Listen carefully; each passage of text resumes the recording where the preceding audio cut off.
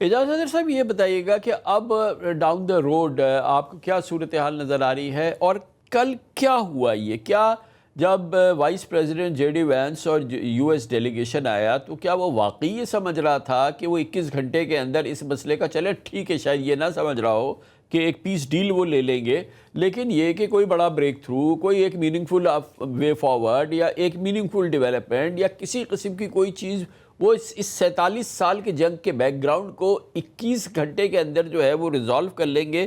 یہ mind set کیا تھا؟ یہ گیم کیا تھا؟ یہ موو کیا تھی؟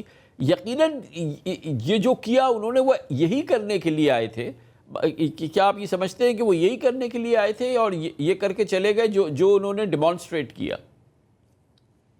خان صاحب، یہ میں دیکھ رہا تھا آج وہ ایک امریکی ٹی وی چینل پہ MS ناؤ پہ، تو ایک جو وہاں پہ تجزیہ کار تھے انہوں نے اچھی بات کی. انہوں نے کہا کہ ٹرمپ ایکچولی سینٹ وینس آن اے فولز ایرنڈ. دیکھیے، آپ کی بات بالکل درست ہے، معاملات اتنے پیچیدہ ہیں، اور جو قالیباف صاحب نے جو ٹویٹ کی ہے اس میں انہوں نے واضح طور پہ یہ جو ہے بتایا ہے، اور آراغچی صاحب نے بھی جو کہا ہے وہ یہی ہے کہ بات چیت جو ہے وہ مثبت انداز میں آگے بڑھ رہی تھی، لیکن اچانک جو ہے وہ پینترا بدلا.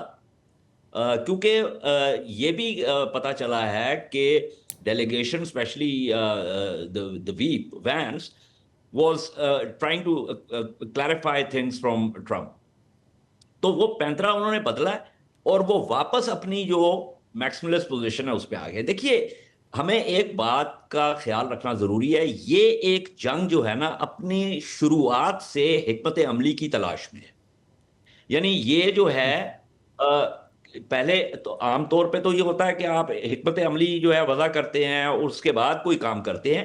یہ جنگ شروع ہوئی اور پھر اب حکمت عملی کی تلاش میں، اور اس کی وجہ یہ ہے کہ یہ نیتن نے منجن بیچا اس کو، اور اس کے بارے میں تو اب بہت ساری رپورٹنگ ہو چکی ہے کہ وہ کیا اس نے کہا. یہ بھی اوباما انتظامیہ کے لوگوں نے آ کے کہا کہ اوباما کو، یہ کیری کا انٹرویو تھا، جان کیری کا، اس میں اس نے کہا کہ اس نے اوباما کو بھی یہ منجن بیچنے کی کوشش کی، اوباما نے جو ہے وہ رد کر دیا یہ. تو ٹرمپ اس کو مل گیا، اور وین ہالن نے تو اوپنلی کہہ دیا ہے کہ Netanyahu was looking for a US president and he's finally found someone as reckless and stupid as Trump. تو اس میں جو اہم چیز ہے وہ یہ ہے، میں پچھلی دفعہ جب ہماری گفتگو ہوئی تھی آپ کے پروگرام پہ تو میں نے آپ کو 2 باتیں کی تھیں. ایک، میں نے آپ کو یہ کہا تھا کہ اگر اس کا ساختیاتی تجزیہ کریں تو جو پوزیشنز ہیں دونوں طرف میں، ان میں ہمیں، جیسے آپ وار ٹرمینیشن تھیوری کہتے ہیں، اس میں آپ کا جو رائپنس مومنٹ ہے نا وہ ابھی تک آیا نہیں ہے، اور ان پوزیشنز میں آپس میں بہت زیادہ اختلاف ہے. اور دوسری جو بات ہے وہ یہ ہے کہ ٹرمپ صاحب جو ہیں وہ یہ چاہتے ہیں کہ ان کو کچھ ملے جس کی بنیاد پر وہ آگے جو ہے وہ بڑھ سکے.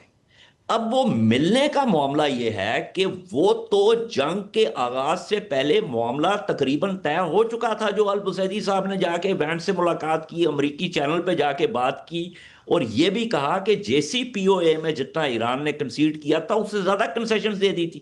لیکن آپ نے جب جنگ شروع کر دی تو اب یہ سٹیٹس کو اینٹی نہیں ہو سکتا.